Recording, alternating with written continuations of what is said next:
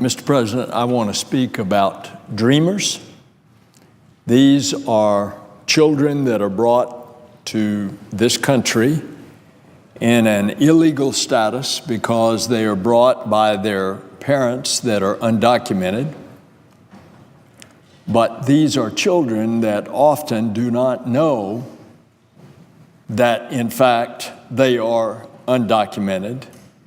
And as a result, there are threats in the new administration to completely reverse President Obama's order, his executive order, that allows these children to stay in the United States and to continue their education.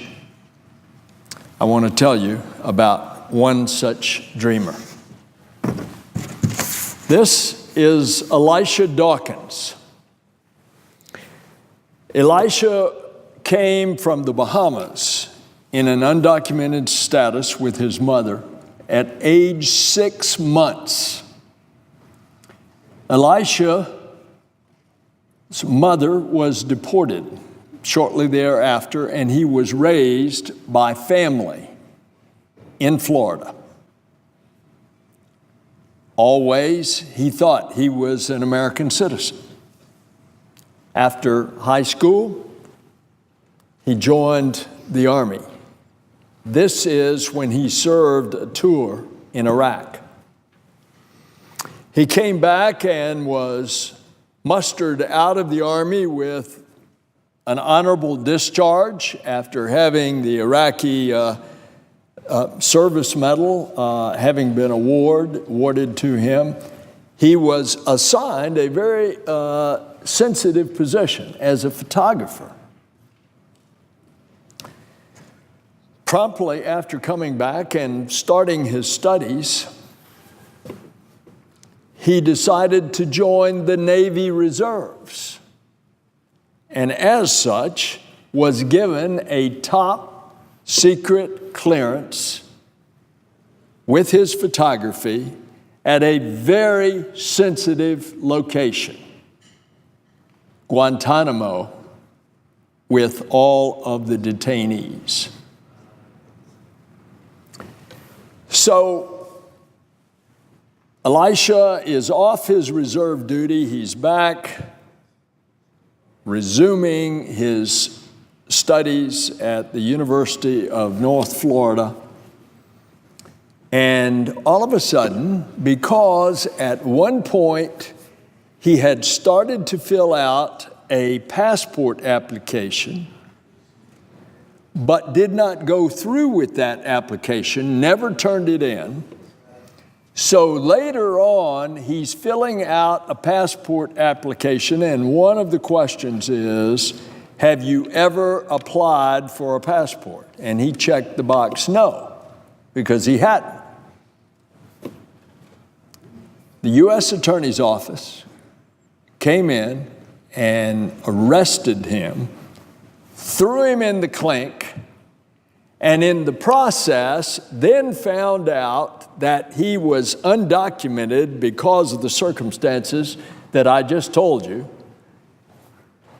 And here, a veteran, not only of Iraq and Guantanamo, Army in Iraq, Navy in Guantanamo, is in a detention center awaiting trial. Fortunately, Elisha Dawkins' situation came to my attention, and I started raising some cane about this. As a matter of fact, in a further hearing in front of a federal judge, the federal judge, in essence, dressed down in court the assistant U.S. attorney who had pursued this case. And fortunately, the charges were dropped. Therefore, that enabled Elisha to go on and to continue his studies, and in the process, since he had no conviction, he was allowed to apply for U.S. citizenship. His military service had justified him for that. And this past week, he is now graduating from the University of North Florida. Because a child came here under no fault of their own in an undocumented status, it is not right that children that grow up to be great assets for the United States, such as Elisha Dawkins, would be penalized and threatened with deportation. Now, obviously, we have to attend to the national security implications, in his case, of potential passport fraud, which was not the case. But this was a man who had not committed that fraud and who had served his country honorably. And so, as this case has resolved itself into a happy ending, just think of all the other stories of dreamers that are out there that share Elisha's commitment and love of country, commitment to the ideals that all these dreamers share, of growing up in the only country that they have ever known and that they always thought that they were a member of that country. I've said it before, I'll say it again. The dreamers are our neighbors, they're our friends, they are our high school valedictorians, and they are our veterans. They were brought to this country before they ever even knew of the significance of their trip, and they have benefited our communities greatly. And so it's clear that America is stronger for a person like Elisha Dawkins.